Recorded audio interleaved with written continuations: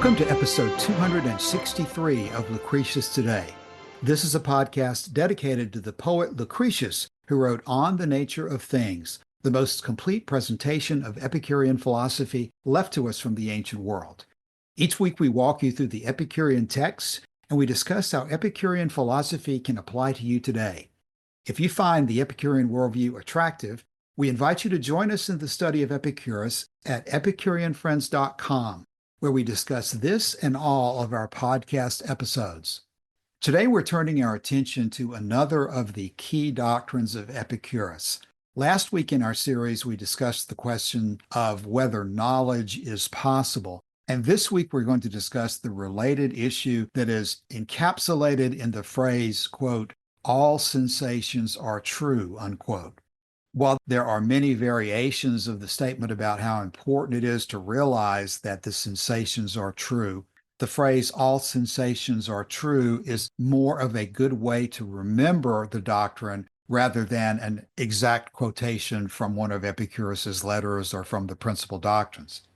As we discussed regarding knowledge itself, it was critical to Epicurus to take a position on the fact that certain things in life, especially important issues such as the existence of supernatural gods or the existence of life after death, it was important for Epicurus to take a firm position on the truth and falsity of contentions about those issues.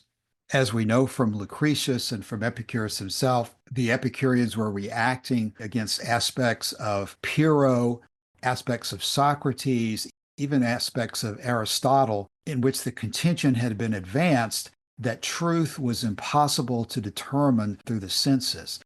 And since Epicurus was taking the position that knowledge is possible, he had to ground it on a faculty that is available to all of us as humans and given to us by nature. That's where Epicurus grounded his theory of truth on the sensations. Of course, if the sensations were found to be unreliable, that would not be an adequate foundation for truth. And so Epicurus turned his attention to the question of whether sensations are true or not, because that was the general objection of people in his day and people today as well, that the sensations can't be trusted. The sensations are subject to illusions and all sorts of distortions that prevent them from being a reliable basis for knowledge. The answer to that challenge that Epicurus focuses on is to observe that the senses themselves are not evaluating the data that they receive. The sensations are simply reporting data, and the true or false evaluation of that data is not a part of the senses themselves, but a function of the mind. Therefore, truth and falsehood are functions of the brain, of the mind. And when we come to a conclusion that proves not to be consistent with future sensations, the fault is not attributable to the senses, but is rather attributable to the reasoning process within the mind. Lucretius in Book 4 at 478 said this, quote, you will find that the concept of the true is begotten first from the senses, and that the senses cannot be gainsaid. For something must be found with a greater surety, which can of its own authority refute the false by the true. What must be held to be of greater surety than sense? Will reason sprung from false sensation avail to speak against the senses when it is wholly sprung from the senses? For unless they are true, all reason too becomes false. We can also observe that this doctrine is embedded in the principal doctrines very deeply, as well as the letters of Epicurus. Principal doctrine number 2, which is really focused on death, says that death is nothing to us, for that which is dissolved is without sensation, and that which lacks sensation is nothing to us, meaning that sensation is the foundation of everything that is relevant to us. And if we don't sense it, then that issue is not relevant to us and is essentially nothing to us. Principal Doctrine 22, quote, we must consider both the real purpose and all the evidence of direct perception, to which we always refer the conclusions of opinion. Otherwise, all will be full of doubt and confusion.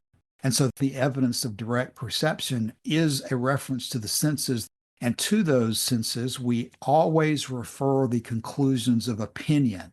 And then principle doctrine number 23 says, quote, if you fight against all sensations, you will have no standard by which to judge, even those of them which you say are false. Principle doctrine 24 makes a similar point in explaining how you cannot reject any sensation because each sensation is entitled to the same credit.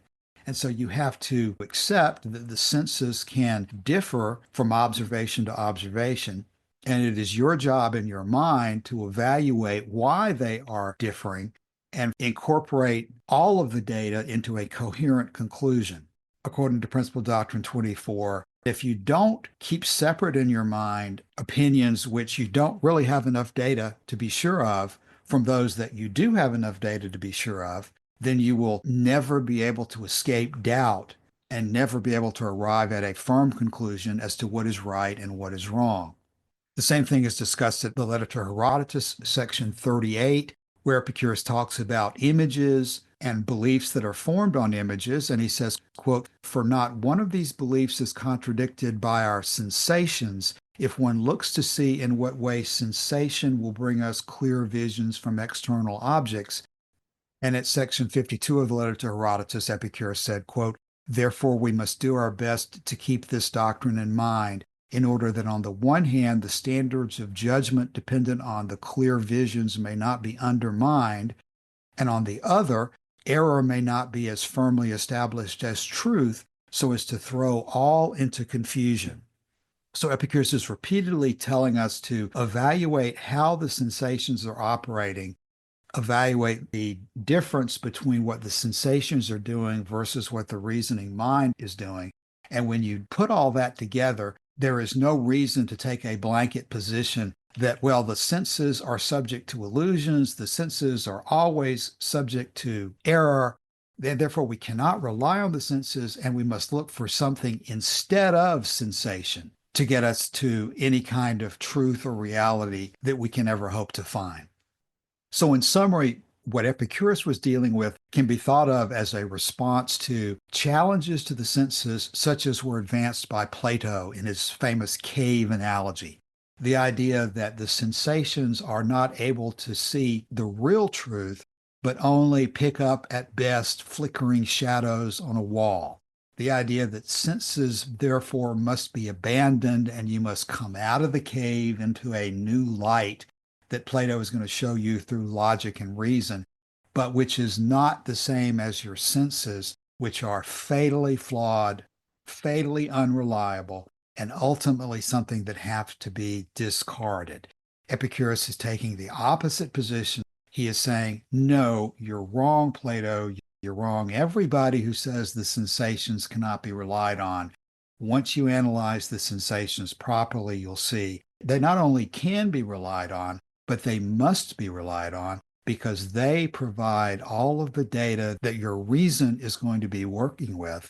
And if you take the position that the sensations are unreliable, then you necessarily will be resulting in unreliable reasoning because that's the starting point for every bit of reasoning. So last week we did an episode on whether knowledge is possible. And there's bound to be some overlap between these two questions. Are the senses reliable and is knowledge possible? Especially since Lucretius said there, and as you quoted, that the senses are in many ways the foundation of our knowledge. I saw a comment on Reddit the other day, and I don't even remember the topic, but the comment was something like, how can you pretend to have it figured out when you can only see 35 10,000ths of the electromagnetic spectrum? The spectrum that we call visible light is 0.0035% of the total electromagnetic spectrum. And so the question is, how can you pretend to have any certainty about anything if you are so blinded compared to the amount of information that is available?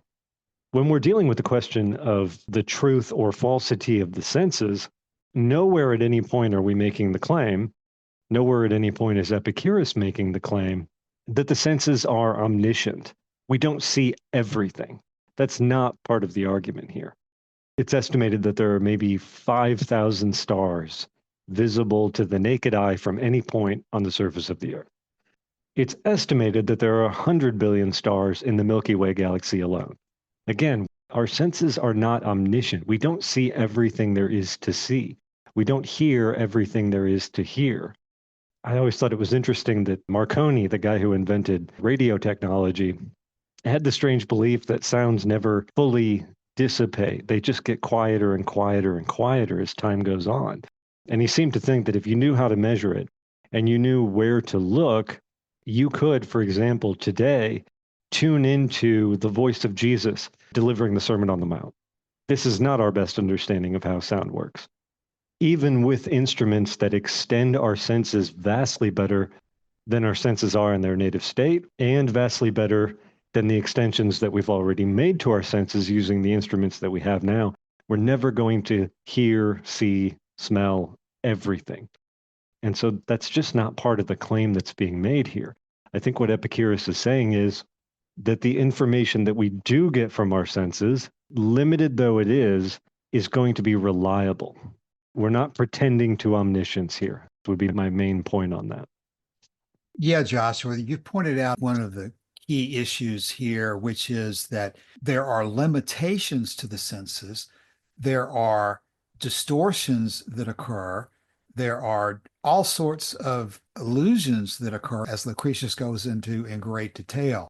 But just as you're saying that you only see 5,000 stars out of basically an unlimited number of stars if you go out far enough, the knowledge that your senses are limited, the knowledge that you are subject to distortions, the way to deal with those distortions and come up with reliable opinions is to take those distortions and those limitations into account.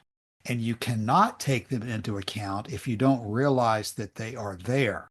So the proper processing of the data that comes from the senses is going to take into account the limitations to the senses.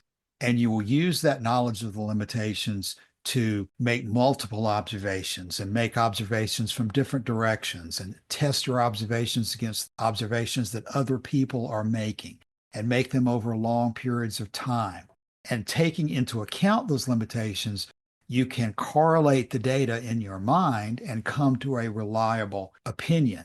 But the kind of dark aspect of this that people have difficulty grasping is that nowhere along the line are you taking any of these sensations and saying that, well, that sensation was false or that particular sensation was true. The sensation is what it is. And when you look up in the sky and you see 5,000 stars instead of an unlimited number, the way to process that is going to be to consider the distance that's involved and correlate all that data together, at which point you'll realize that the distance will affect what your eyes are reporting to you. When you include the distance in your calculation, you can come to an opinion that you can have confidence in.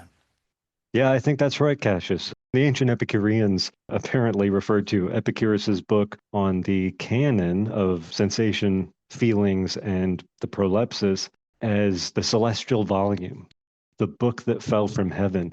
It's being compared here to the wooden statue that fell from heaven and was the centerpiece of Trojan religious life in Homer's stories. Lucretius refers to touch, divine touch. This grandiose language is appropriate because this is how we interface with nature. This is how we connect with each other as humans. Without our senses, if we're relying purely on, for example, a priori knowledge, and we have no senses, we are blind to the world that we're living in. And we're blind to the past, and we're blind to any predictions we can make about the future because we have no real information to work with. We're just deriving deductive conclusions from a priori logic, and there's no real foundation to that. In Epicureanism, the canon is the foundation, and the senses are sort of pride of place. I don't want to big up the senses too much and downplay the feelings and the prolepsis, but this is how we interface with the world around us. And so when Lucretius refers to touch as divine, this is not engaging in religion building or mythology. This is drawing our attention to the importance of these faculties, and I don't think that that should be overlooked. Yes, Josh, I would completely agree, especially with your citation to the canon as falling from heaven. Now, this is a philosophical point, but it is so critical to coming to a proper philosophy because it is fundamental to Pyrrhonism, Socrates, these other philosophies that the senses cannot be relied on. Something else is necessary, whether it be divine revelation or rationalism of some kind. Something else is required in order to establish truth beyond the senses. And to the extent you can, you should separate yourself from the senses because the senses are so much by nature unreliable that they're essentially lying to you, that you've got to get around the senses in order to determine what is the truth of reality. So it's really important then to understand that the phrase all sensations are true cannot be read superficially. You have to think about what is meant by all sensations being true. But then once you do grasp the point, I think there is a legitimate comparison to having something drop down from heaven because the blinders of doubting the senses can fall away from your eyes when you realize that truth and error is not in the senses. Truth and error is somewhere else. And then you go attack that somewhere else, but you don't throw away the senses because you think that they're lying to you. This is a subject that Norman DeWitt talks about at length, not only in his book, but a separate article that he wrote entitled All Sensations Are True. And here's a statement from the beginning of that article that I think is helpful in understanding how we can analyze this problem. DeWitt says, quote, "The aim of this article is to show reasons for believing that the statement in the heading, which is, quote, all sensations are true, unquote, is false as usually understood. It is absurd. The documentation is deficient, misleading, and from prejudicial sources. Advocates of its validity go beyond their authorities. It's inconsistent with Epicurus's theory of perception, with his terminology, with his account of vision, with his classifications, with his treatment of the criteria in his principal doctrines, with his account of heavenly phenomena in the letter to Pythocles, and with his recommendations to students. Ancient proofs of it are polemical sophistries. Modern misinterpretations have arisen from ambiguity of the Greek word for truth, which has three meanings in Epicureanism. Number one, real or self-existent. Number two, relatively true. Or number three, absolutely true. Sensations have been confused with judgments. Now, that's a very pithy statement of all the different objections that DeWitt is going to go on to explain. But what his point is that as generally understood, the statement, all sensations are true, is absurd. We all know why it's absurd. We've all been there and heard the criticism that the sensations can't be relied on. And so when somebody stands up out of the philosophical crowd and says, not only are the sensations reliable, but in fact, all sensations are true, that is something that, unless you understand the meaning behind it, is absurd on its face. Now, obviously, from the position of people who think that Epicurus has a lot of useful things to say, we don't take the position that Epicurus was making absurd statements.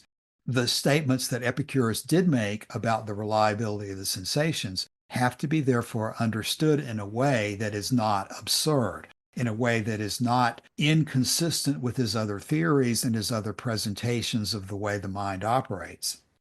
DeWitt gives an example. He says, the zeal of Epicurus's detractors is sufficient to place the impartial student keenly on his guard. John Mason wrote, quote, "The first principle of the Epicurean theory of knowledge is that all sensations are of themselves reliable," unquote. DeWitt says this goes beyond all authority. Epicurus undoubtedly did say that all sensations were true, but this is not to say that they are all reliable.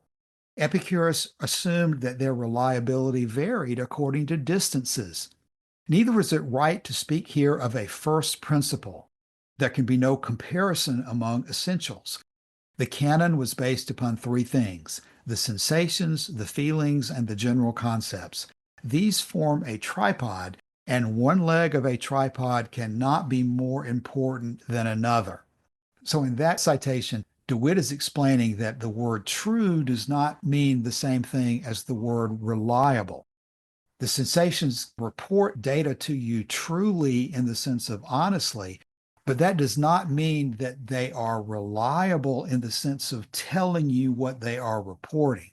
Reliability means that you're going to be able to form an opinion about what is true that you can rely on as you confront new situations. That's not what the senses do. Senses never give you an opinion. That's the function of the mind, and processing of data to come to opinions takes place there and not in the senses.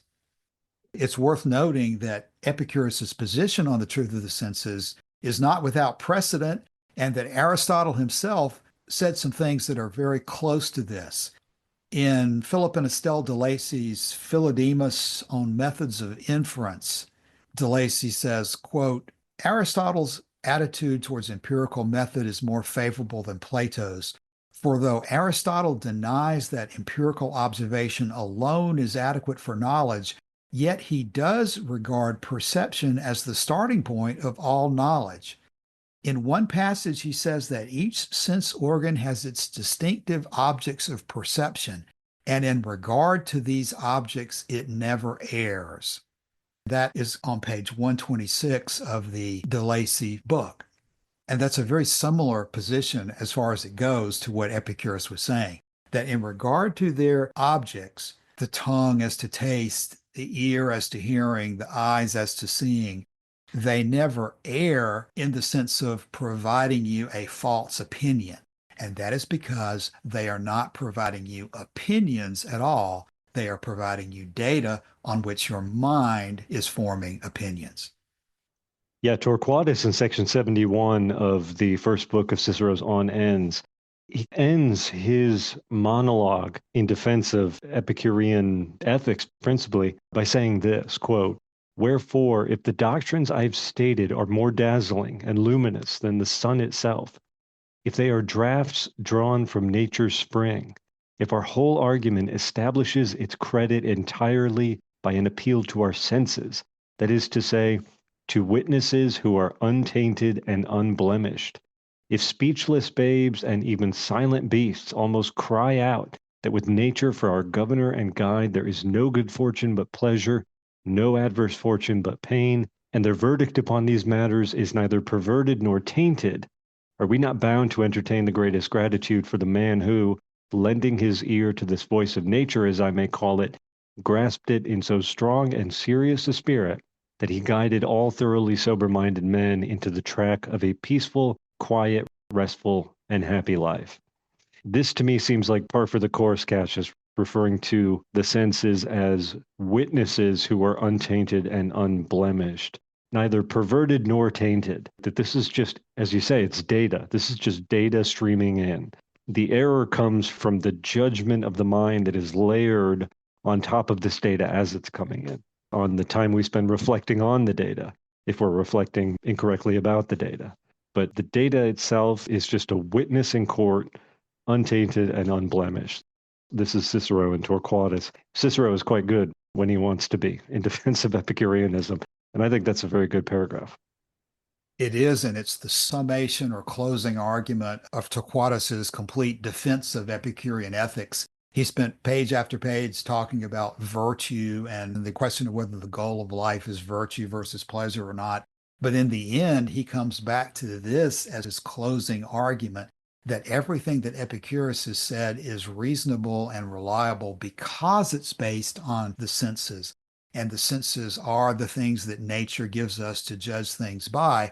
And it's not based on some arbitrary notion or idea that some philosopher has made up on his own and cannot connect back to nature. In the book I just cited from Philip de Lacy talked about Aristotle a little bit further, and this is a good illustration of where Epicurus is correcting a problem that even Aristotle, who was recognizing the senses as important, did not correct. De Lacy said, quote, in spite of such statements as these, Aristotle does not formulate his own scientific method in purely empirical terms. He says that science requires the use of both reason and perception. and only once does he indicate that perception is the ultimate test. In the absence of rational explanation, he refers to an empirical generalization merely as a probable conjecture. Aristotle regards empiricism as inadequate because he believes that observation can never give necessary connections between objects. In the absence of causal knowledge, the empirical scientist must base his knowledge on a study of signs, and inferences from signs are not reliable except in cases where inferences may be converted into valid syllogisms. The really important part of that is that last aspect, that Aristotle and these other philosophers, including the Stoics, Plato, Socrates, and so forth, they don't believe that observation through the senses can ever tell you necessarily what is going on. There's no way to bridge that gap between the data you're receiving through your senses and a reliable way of predicting other things that are going to happen to you. That inferences from the senses are not reliable, except in cases where those inferences can be converted into syllogisms, these logical constructions that they, including Aristotle, take to be the real source of truth. The senses and the conclusions you reach based on the senses alone can never be true, according to Aristotle, again, unless you can place it into the form of a syllogism. And that's near the heart of what this argument is all about, in that Epicurus's form of reasoning is a practical one that's always looking back to the senses as the test of what is true and false, because your opinion is confirmed to be true or false, not by some idea that you have reached in the past, but by checking the opinion against the current data that you're receiving through the senses. You're not checking your opinions against other opinions ad infinitum without ever coming back to the reality of the senses. Epicurus is saying that, yes, you have deductive logic. Yes, we build our physics and our ideas of atoms and void on deductive logic. But in the end, we check those deductions against the senses. And if we can't validate our opinions against the senses, then those opinions aren't worth having, because the senses are the source that is of all that is real to us. Now, at this point in our discussion of these key doctrines, I usually try to throw in a section about whether the question of whether sensations are true still matters today, whether this is an issue that's been resolved and fit only for the dustbin of philosophical history, or whether it's still a current problem. And again, like the rest of key aspects of Epicurean philosophy, this issue can sound academic, and it certainly is when you dig into the details of different philosophers arguing against each other. But ultimately, it's as real as the question of whether you're going to trust your own eyes and ears and your own experience, or whether you're going to listen to divine revelation, or whether you're going to listen to people talking to spirits and other assertions that you can't validate and that you can't experience for yourself. Epicurus is pointing out that our senses are all we have to come into contact with the world. And everything we do in terms of pleasure and pain comes to us ultimately through our observations through the senses. So it's really important to be able to stand up to the challenge of those who say that there has got to be some higher law, some higher method of understanding, because we certainly can't rely on our senses because they lead us astray. That far from being instruments of understanding truth, our senses are sources of temptation that lead us away from what is important in life, which is the spirit, the soul, the mind, and all of these perspectives that seek to divorce the mind from the senses. Epicurus is saying not only is that simply false, but that everything we have, all the operations of our mind, all the operations of our spirit, are ultimately grounded and have to rely on the senses. And so unless we have confidence in our senses, we can certainly not have confidence on anything else in our lives. In addition, Norman DeWitt on page 213 of his book says, quote, "The status of the volitional mind, which alone is truly rational, is that of a judge presiding in court. The litigants are truth and error. The role of the sensations, anticipations, and feelings is that of witnesses. The judge becomes his office, rejects no evidence that is pertinent. He distinguishes between mere opinion and knowledge, between the idea that awaits confirmation by additional evidence and that which is already certain, between the immediate, dependable sensation and the deceptive, distant view, between false pleasures and wholesome pleasures, and between true and false concepts of abstract truth. If the mind falls short of performing these judicial functions, the conflict in the soul will be prolonged, and no satisfying decision between truth and error will be attainable. This is the gist of Authorized Doctrine 24. And I do think this analogy of the sensations, anticipations, and feelings being witnesses is a very, very good one.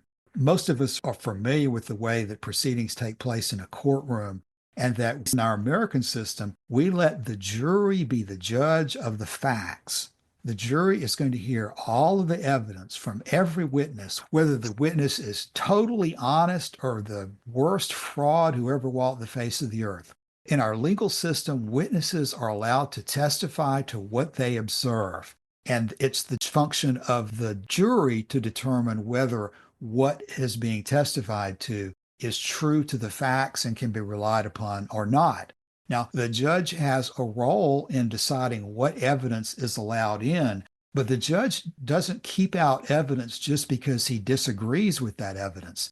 He has rules of processing of evidence, which he's going to tell the jury about. If you've ever been in court, the judge is going to tell you that you should think about whether the witness had an opportunity to observe all of the facts or not, how far away they were, all sorts of considerations that factor into whether the witness really is a good witness or not, whether the witness really saw what happened or only saw a part of the proceedings.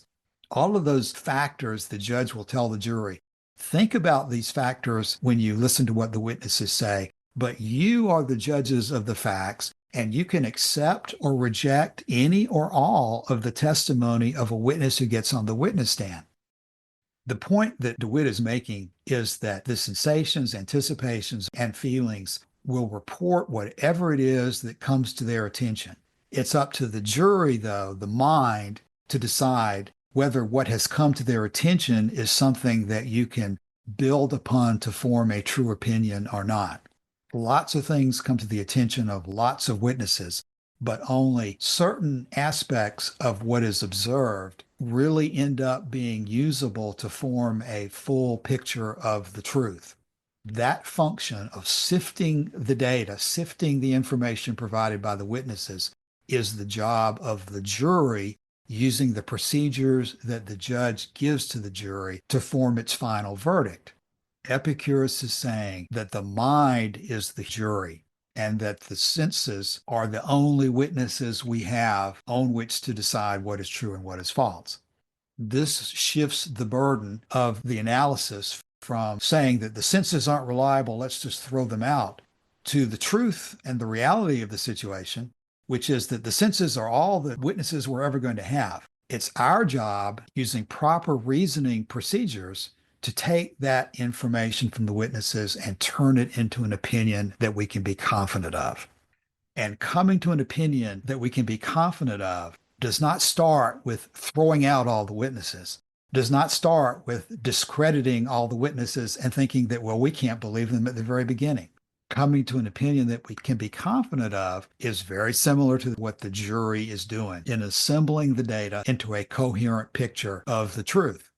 Which is not to say that juries never get cases wrong, which is not to say that human judgment is omniscient or can never err, but it is to say that this is all we have. And if we go looking for supernatural answers, if we go looking for answers in mathematics or some other source that is beyond the only witnesses we have, then we have forever barred ourselves from making use of the only testimony that nature gives to us.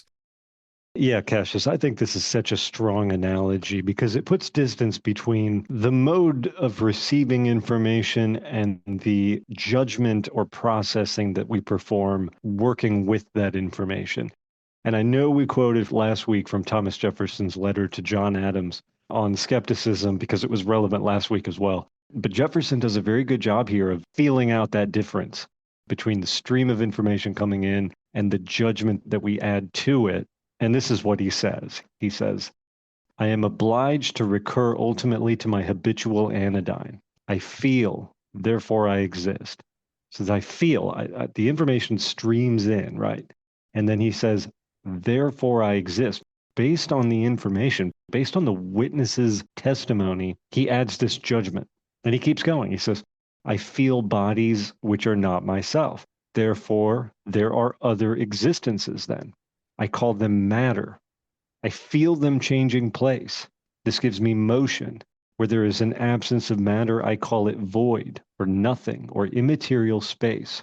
On the basis of sensation, of matter and motion, we may erect the fabric of all the certainties we can have or need. I think Jefferson does a very good job there of noticing that difference and making it very clear that that difference is there. The difference between the sensation and the judgment that operates on the sensation. We've said it many times in this series, most of what we're talking about, the stuff all locks together. It's so foundational to all of the rest of Epicurean philosophy, it almost can't help but lock together. This particular passage from Thomas Jefferson's letter to John Adams, I think really gets the key point really well.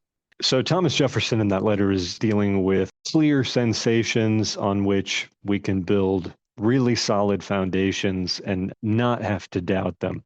Lucretius in Book 4 starts to get into questions of illusions. Where does the illusion happen? Does it happen in nature before the light even hits our eyes? That, say, the refraction, for example, of the atmosphere has already created the illusion? Is it layered on by our judgment on top of the sensation? So he gives a number of examples here in Book 4. Starting at around line 353 in Book 4, he says this, quote, and when we see from far off the square towers of a town, it comes to pass for this cause that they often look round, because every angle from a distance is seen flattened, or rather it is not seen at all, and the blow from it passes away, nor does its stroke come home to our eyes, because while the idols are being borne on through much air, the air by its frequent collisions constrains it to become blunted. When for this cause every angle alike has escaped our sense, it comes to pass that the structures of stone are worn away as though turned on the lathe, yet they do not look like things which are really round to a near view, but a little resembling them as though in shadowy shape. Okay, there's quite a lot to unpack there. You're far away from a town. You see the tower. The tower is square. Maybe you already know this because you've been to that town and you've seen the tower close up. But from the distance that you're seeing it now, it looks round. And this poses an interesting question to what we've been talking about all day. If, quote, all sensations are true, why doesn't the square tower look square from far away? Are the senses lying about the tower? That's the question that Lucretius is dealing with. He has an explanation based on the distance and the amount of air that the image has to pass through to get to our eyes. And he makes the further point that the square tower, which looks round from far away, does not look like things which are really round to a near view. So this is one way to check the senses, right? Is that the square tower looks round from far away because it all gets kind of flattened. But a tower that is genuinely round, when seen from close up, looks different to a tower that is square, seen from far away, and merely looks round when it's really square in shape. Now, of course, the one solution to this problem, which is with the tower, you can always get closer to it and update your information. But that doesn't save the problem of this would appear to violate the idea that all sensations are true. But if we go back again, Cassius, to the analogy of the senses are not reporting everything, it's limited in scope, and they're merely reporting the information without adding a layer of judgment onto it. The layer of judgment happens in the mind. I think with that consideration, we can help to understand this issue a little bit better. What is your take, Cassius, on the square tower that looks round from far away? Just with the square tower versus round tower example, I think is just one among many, such as the colonnade that appears to converge, or the oars that appear to be bent in the water. And what they are doing is providing a demonstration that's easy to understand that there's something going on here that has to be reconciled. We know the oar is not bent when we pull it out of the water. We know that the colonnades do not really converge to a single point at a distance. And we know that the tower is either square or it's round. It's certainly not both. There's an apparent contradiction between what we're seeing at one time versus what we're seeing at another time. And that's where everything comes down to the critical question of, do those inconsistencies cause us to abandon our confidence in the senses, or can we explain the inconsistencies and keep our confidence in the senses? That's where Lucretius says specifically that if you can't explain the contradiction between various observations, still, it's better for you simply to accept that you don't understand why they're reporting differently than it is for you to jump to the conclusion that, oh my gosh, the senses are not reliable. I can never rely on them at any moment to do anything for me. That's the problem that's being put in our face by the square tower analogy and all of these other examples. Yeah, and of course, we have a solution to this that they didn't have in the ancient world, which is when you put a piece of wood into water and the image refracts and the wood, which you know to be straight, appears to be bent, you can take a photograph of that. And you know that the camera cannot add judgment to that image. The camera cannot add judgment to the light that is streaming into it. The resulting photograph can be tampered with, but the camera is just taking a snapshot of the light that is coming into its lens in that moment. And so by analogy, we can say, well, our eyes are doing the same thing. We're just taking what exists in nature and it's just coming into the eyes. It's not that the judgment faculty of the mind is adding the bendiness to the wood when it's in the water. This is what the wood looks like when it's submerged in water because of what water does to the image as it's coming toward our eyes. It's difficult to place these observations into words, but that's because to a significant degree, by the time you start expressing something in words, the mind has already begun that process. The process of assigning a word to an observation is a mental faculty that's not being performed in your eyes. Neither the camera nor your eyes is translating the light that comes into it into a set of words and sentences that have opinions and conclusions within them. It becomes very difficult to talk about it because by assigning a word to what we're discussing, the mind is processing the data. It's difficult to say whether what the eyes are taking in are light and dark or shape or sharpness or color. By the time you assign a word to it, you're describing a reasoning deductive process. That's where Epicurus is pointing out that the eyes don't do that. The eyes are simply relaying data to your mind and to your brain, to your mind, where that is being assembled into words and conclusions and opinions. Yep. Another good example here is line 400. Lucretius says, when children have ceased turning round themselves, so sure does it come to appear to them that the halls are turning about and the pillars racing round, that scarcely now can they believe that the whole roof is not threatening to fall in upon them.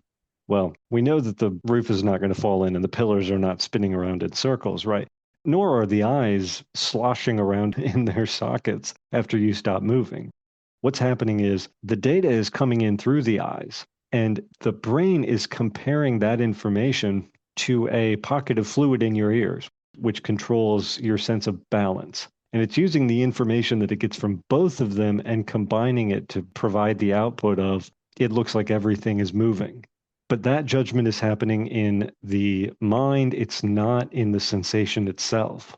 You know, Joshua, there's a tremendous amount of detail that we're going to be linking to in today's show notes, where people can go into the commentators, they can go into the original text, and they can see the details of what we are talking about. What probably makes the most sense for us to do as we begin to conclude today's episode is to really bring home the ultimate reason we are discussing this, and that is that the position that all sensations are true is associated with Epicurean philosophy in a way that is seen to be a great discredit to Epicurus by most people.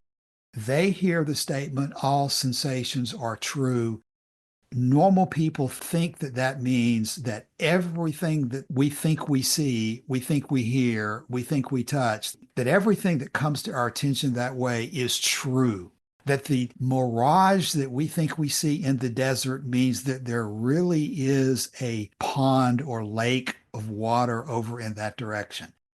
And the normal person who knows that illusions are an everyday part of human life hears, quote, all sensations are true, unquote, and they immediately jump to the conclusion that this is Epicurus being an idiot.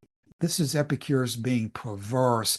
This is one of those typical philosophers who goes off in some direction that makes no sense and that causes us to abandon philosophy and take up religion or simply nihilism or nothing at all.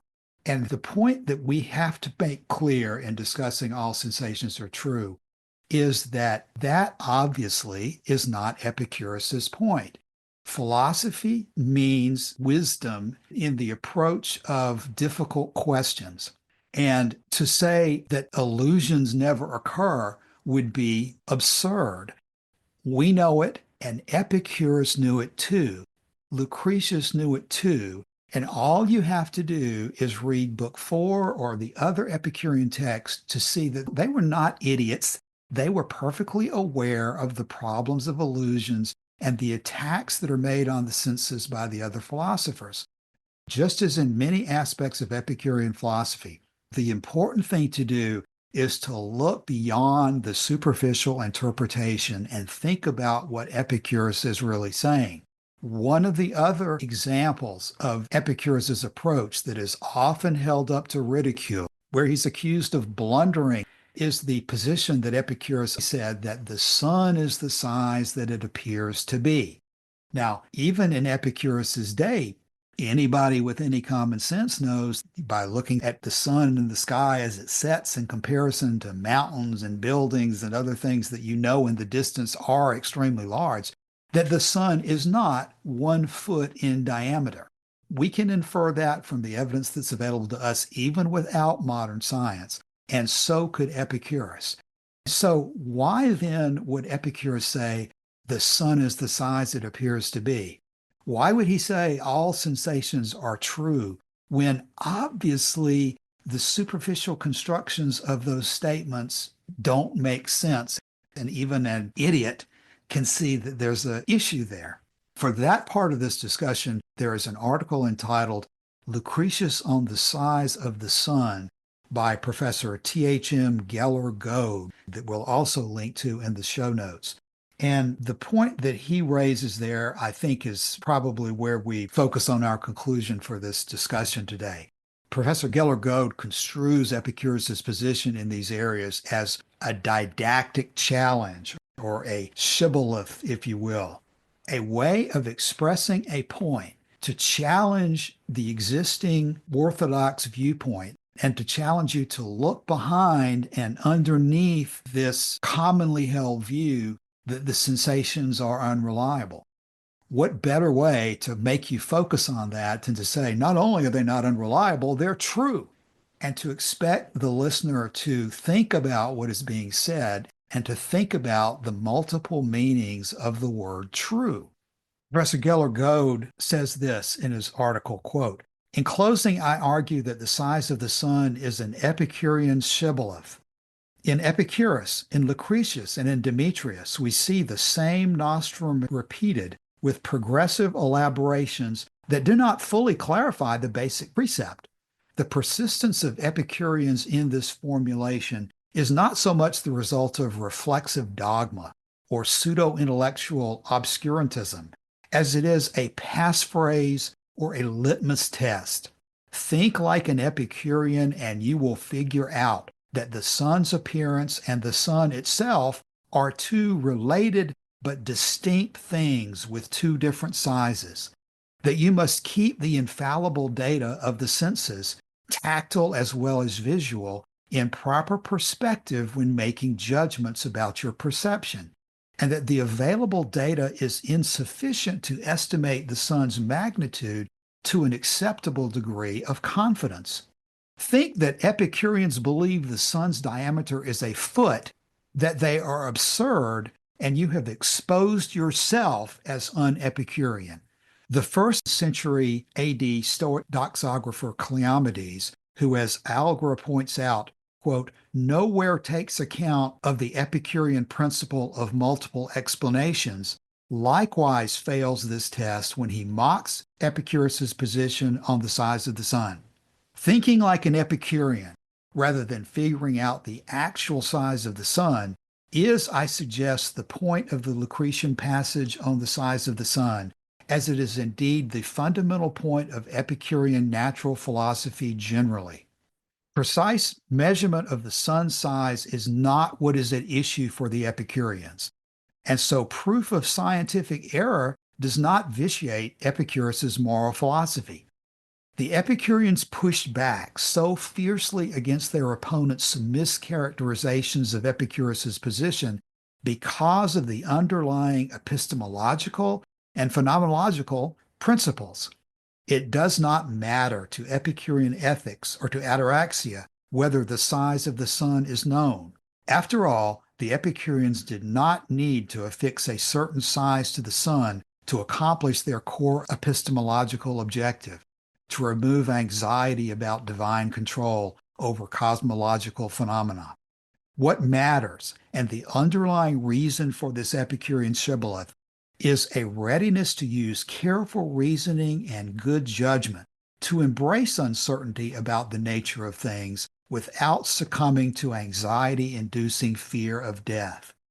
Now, that's the end of the section I'm quoting there, but that last sentence is what I would emphasize, that the reason for saying all sensations are true, the reason for saying that the size of the sun is as it appears to be, is that what's important in life is to be able to use careful reasoning and good judgment to embrace the information that nature makes available to us without succumbing to the drumbeat of these other philosophers who say that the senses and nature are all totally lying to you about everything that's important.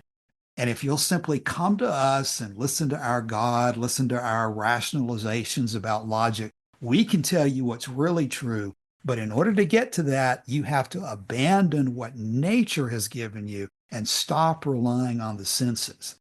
That's really what's at stake and behind everything we're discussing here. Illusions don't invalidate the senses. The senses are all we have, all that nature gave us for this purpose. And not only do we not abandon them, we double down on our reliance on them. So Epicurus expands on all of these points in his letter, in which he deals with what he calls atmospheric or celestial phenomena. But as we discussed, Cassius, when we went through this text, presumably years ago now on this podcast, this is much more a text on how to think about what you know. That's really what this is about. This is Epicurus saying, I'm going to teach you how to think. And when you learn that, you'll be able to understand not just celestial and atmospheric phenomena, but all other kinds of phenomena as well. And so what he comes up with in his letter to Pythocles is a method of multiple explanations for a given phenomena. And this is his description of that, starting in section 86 in the text. He says this, quote, "We must not try to force an impossible explanation, nor employ a method of inquiry like our reasoning either about the modes of life or with respect to the solution of other physical problems. Witness such propositions as that, quote, the universe consists of bodies and the intangible, or that, quote, the elements are indivisible, and all such statements in circumstances where there is only one explanation which harmonizes with phenomena. For this is not so with the things above us. They admit of more than one cause of coming into being, and more than one account of their nature which harmonizes with our sensations. For we must not conduct scientific investigation by means of empty assumptions and arbitrary principles, but follow the lead of phenomena. For our life has not now any place for irrational belief and groundless imaginings, but we must live free from trouble. And we get into the meat of the question now when he says this. Now all goes on without disturbance as far as regards each of those things which may be explained in several ways so as to harmonize with what we perceive, when one admits, as we are bound to do, probable theories about them. But when one accepts one theory and rejects another which harmonizes as well with the phenomena, it is obvious that he altogether leaves the path of scientific inquiry and has recourse to myth. Now we can obtain indications of what happens above from some of the phenomena on earth, for we can observe how they come to pass, though we cannot observe the phenomena in the sky, for they may be produced in several ways. And he finishes by saying, yet we must never desert the appearance of each of these phenomena, and further, as regards what is associated with it, must distinguish those things whose production in several ways is not contradicted by phenomena on earth. The problem at the heart of this is things that are close to us here on earth, we can witness with our senses up close. We can look at it at various angles. We can compare with other things on earth that we're familiar with. When it comes to the things in the heavens, even if the Greeks did have lenses, this probably wasn't a widespread technology that everyone would have had access to. Epicurus is talking to people who have never looked through a lens in their life. So when you're dealing with things in the sky, you don't have the luxury that you have on earth to get up close to something and see it from different angles. You are at a stuck distance from the phenomena that you were observing. And so it would be rash to come to just one conclusion about that phenomena when there are multiple explanations that, as he says here, harmonize with that phenomena. So this is where we get into the method of multiple explanations. He contrasts this with what he calls the method of the single cause. People who get attached to one cause and stick to it, never admitting that they might be wrong about that. This does bear some similarities with how we proceed in modern science, which is you witness a phenomena, you come up with a series of possible explanations for it, and then you test them rigorously. Now, Epicurus can't test the phenomena of the sky rigorously.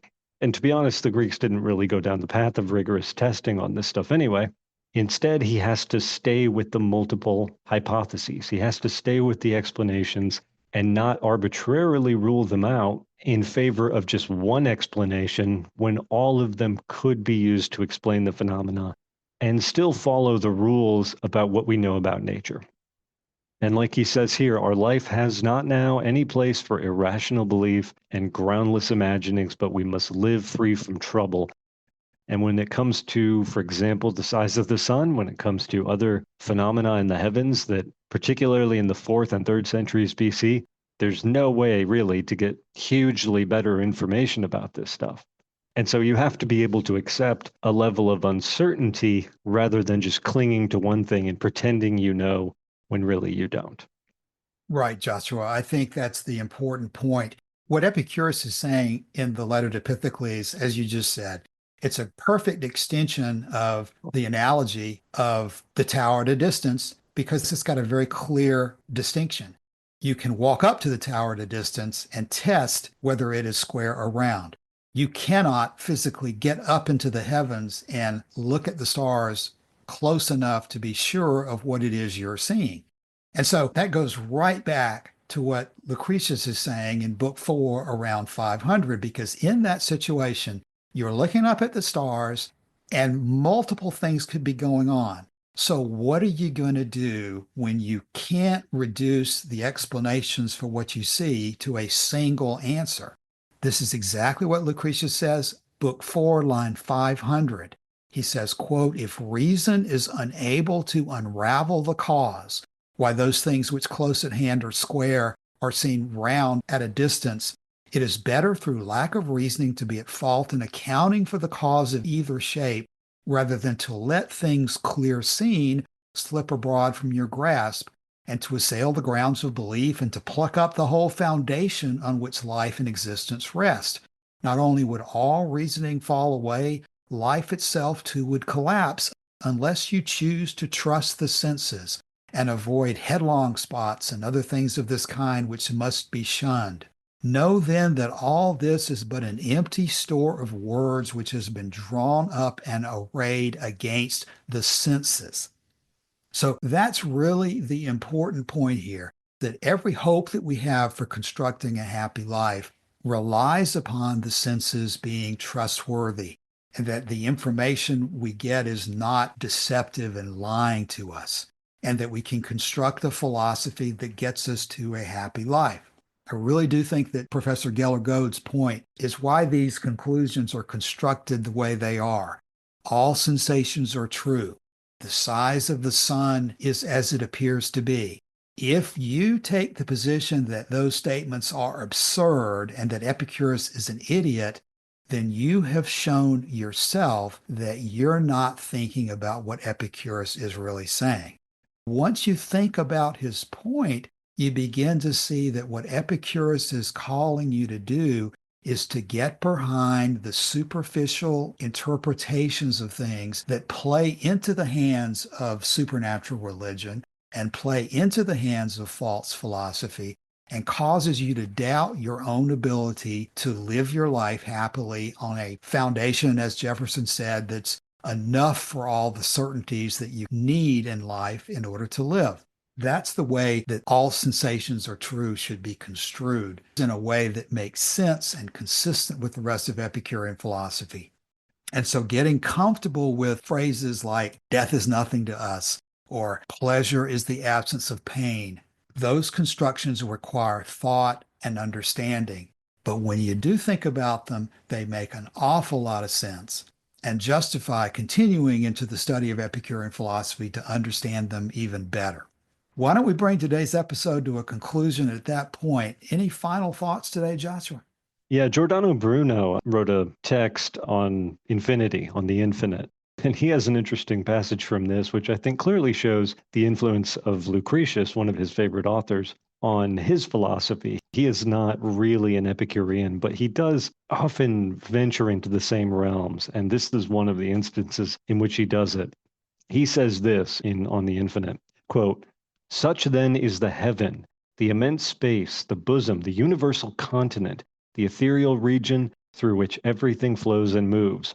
There innumerable stars, heavens, globes, suns, and earths are seen through the senses, and the existence of infinite numbers is argumented through reason.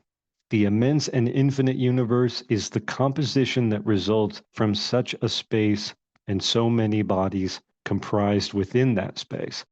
In other words, what he's saying is, even from our position on this meager earth that we're standing on, looking out into the heavens, all of the things that we see out there, detecting them with our senses, are themselves evidence that the reason uses to infer the existence of infinitely more of those bodies, those earths, those suns, those stars.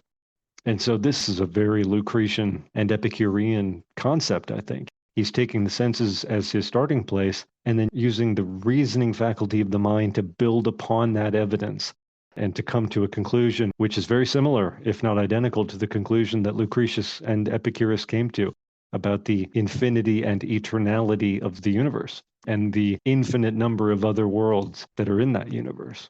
So again, it all comes back down to the senses as sort of the primary mode of canonical information about the nature of the universe that we live in. Yes, it does come down to issues just like that. And that's why it's so important to focus on distinctive phrases such as all sensations are true so that we can deepen our understanding of Epicurus's perspective. Epicurus was reputed not to have recommended composition of poetry. And so Epicurus's works aren't preserved in the same way that Lucretius's poem was preserved as something that's eloquently written. But as I think about it, I wonder if constructions such as all sensations are true and death is nothing to us and pleasure is the absence of pain weren't used by Epicurus in a way similar to what Lucretius was doing in committing the philosophy to poetry. These are memorable constructions that are very easy to remember, but are also very challenging and superficially can be made to seem absurd. Very little in Epicurean philosophy can be made to sound more absurd than pleasure is the absence of pain. But Epicurus is fond of constructions that are challenging like this because that's what Epicurus is all about, educating people to understand the way of the world, the way of nature, and to see the way forward to a happy life as opposed to giving in to outside oppression or nihilism or hopelessness that can come from failing to understand and think about the way things really are. So thinking about all sensations are true is a challenge. To get comfortable with the construction like that will go a long way in understanding Epicurean philosophy better. Okay, let's close at that point today. As always, we invite you to drop by the forum and let us know if you have any comments or questions about this or any of our other episodes. Thanks for being with us today. We'll see you again soon. Bye.